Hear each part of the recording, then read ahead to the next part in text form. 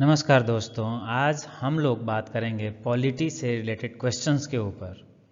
ये क्वेश्चन मुख्य रूप से उच्चतम न्यायालय से संबंधित है, जो आपके बीपीएससी, यूपीएससी या एसएससी से संबंधित सवालों से संबंधित है और आने वाले एग्ज़ाम्स के लिए बहुत इम्पोर्टेंट हैं।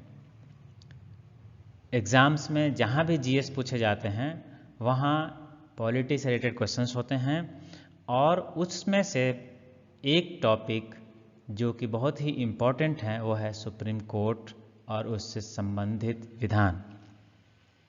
तो आज हम लोग चर्चा कर रहे हैं पॉलिटी से संबंधित वो क्वेश्चंस जो जुड़े हुए हैं उच्चतम न्यायालय से। हमारा पहला सवाल है, उच्चतम न्यायालय के अधिकार क्षेत्र को बढ़ाने का अधिकार किसके पास है? जैसा कि हम सब लोग जानते हैं, उच्चतम न्यायालय एक बहुत बड़ी संस्था है जो पूरे देश के न्यायालयों को अपने अंदर रखते हुए कार्य करती है।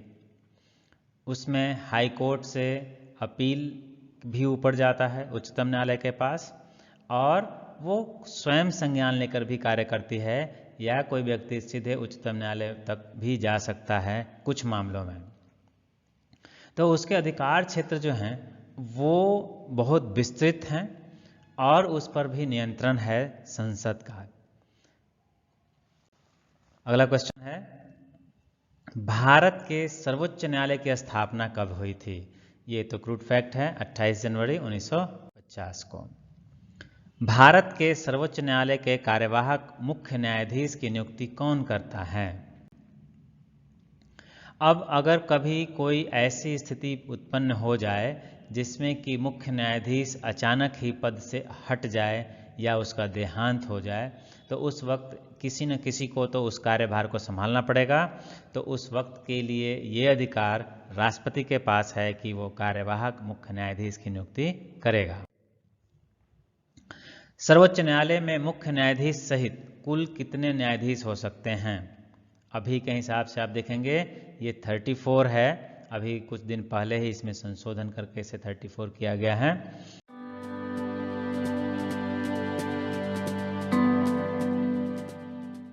तो इस प्रकार से एक आपका मुख्य न्यायाधीश होता है और 33 अन्य न्यायाधीश होते हैं। इस प्रकार से कुल 34 न्यायाधीश आपके उच्चतम न्यायालय में, सर्वोच्च न्यायालय में बैठते हैं। उच्चतम न्यायालय के न्यायाधीश के वेतन का निर्धारण किसके द्वारा किया जाता है? सभी न्यायाधीशों को वेतन मिलता है और संसद में इस प्रकार की व्यवस्था है कि उन्हें उनके कार्यकाल के दौरान निश्चित रूप से वो जो निर्धारित किया गया वेतन है मिलता रहे, लेकिन समय समय पर उसमें बढ़ोतरी की जाती है। जैसा कि आप जानते हैं, हर सरकारी नौकरियों में वेतन की वृद्धि होती है। ठीक उसी प्रकार से उच्चतम न्यायालय के न्यायाधीश जो हैं उनके वेतन का भी निर्धारण करना पड़ता है। ये अधिकार जो है संसद के पास है। अगला क्वेश्चन है, सर्वोच्च न्यायालय के न्यायाधीश की नियुक्ति किसके द्वारा की जाती है? तो न्यायाधीश जो हैं वो राष्ट्रपति के द्वारा नियुक्त किए जाते हैं। चयन की प्रक्रिया पहले पूरी कर ली जाती है, जो कि एक कमेटी होती है। सर्वोच्च न्यायालय के न्यायाधीश उसमें शामिल होते हैं, जिसे कॉलेजियम सिस्टम बोलते हैं। और कॉलेजियम सिस्टम जो है, कॉलेजियम व्यवस्था जो है, वो सर्वोच्च न्यायालय के लिए न्यायाधीशों की जो लिस्ट है वो भेजती है सरकार के पास, और फाइनली जब उसमें सरकार, मतलब जो प्रधानमंत्री मंत्रिपरिषद के साथ बैठते हैं, वो उसमें से नाम को सिलेक्ट कर लेते हैं और वो नाम फिर राष्ट्रपति को नियुक्ति के लिए भेज दिया जाता है, और फाइनली राष्ट्रपति ही सर्वोच्च न्यायालय के न्यायाधीश के नियुक्ति करते हैं। उच्चतम न्यायालय के न्यायाधीशों की संख्या निर्धारित करने की शक्ति किसे प्राप्त है? जैसा कि वेतन निर्धारण से संबंधित था, ठीक उसी प्रकार से संसद को ही यह शक्ति प्राप्त है कि वो नंबर्स को भी निर्धारित कर सके, कितने न्यायाधीश कार्य करेंगे उच्चतम न्यायालय में। ये समय समय पर चेंज होता रहा है। जैसा कि अभी मैंने बताया भाई, अभी 34 जो संख्या हुई है वो 31 से बढ़कर के 3 संख्या बढ़ाई गई है, जिससे 34 हो गई है। उच्चतम न्यायालय के न्यायाधीश किस प्रक्रिया के द्वारा हटाए जा सकते हैं? तो प्रक्रिया तो राष्ट्रपति को हटाए जाने के जैसा ही होता है, जिसमें लोकसभा और राज्यसभा के द्वारा प्रस्ताव पारित किया जाता है 2/3 बहुमत के द्वारा, और फिर राष्ट्रपति ही फाइनली उसे हटाने की प्रक्रिया पूर्ण करते हैं। तो इस प्रकार से उच्चतम न्यायालय के न्यायाधीश को हटाने का अधिकार को राष्ट्रपति के हाथ में दिया हुआ है। अगर राष्ट्रपति नहीं चाहेगा तो वो न्यायाधीश नहीं हटेगा। सर्वोच्च न्यायालय के न्यायाधीशों की रिटायरमेंट की आयु कितनी है? ये तो क्रूड फैक्ट है, 65 वर्ष।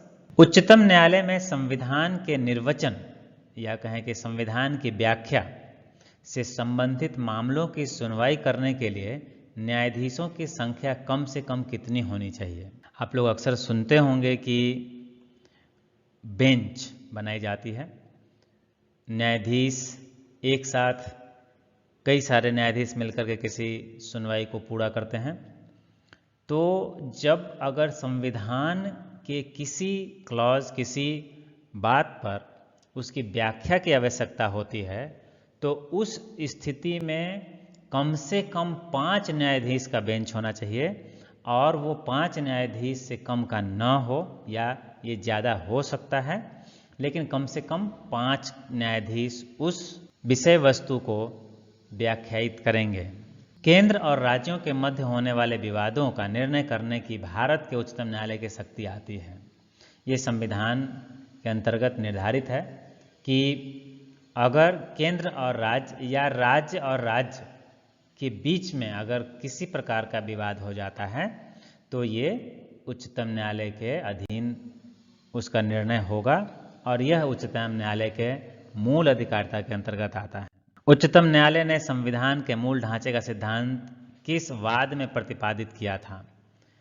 इसके पहले इस तरह की कोई बात नहीं थी कि हमारा संविधान किसी खास मूल ढांचे पर आधारित है, लेकिन उसमें कुछ ऐसे शब्द हैं जो इस बात को स्थापित करते हैं कि उनके बिना इस संविधान का होना निश्चित ही अधूरा हो जाएगा। लेकिन इस बात को ऑफिशियली उच्चतम न्यायालय ने स्थापित किया केशवानंद भारती बनाम केरल राज्य वाद में 1973 को, जिसमें कई सारे, जैसे ये एक लोकतंत्र है, यह इसका एक सिद्धांत है, मूल ढांचे का सिद्धांत है। हम लोग गणतंत्र हैं,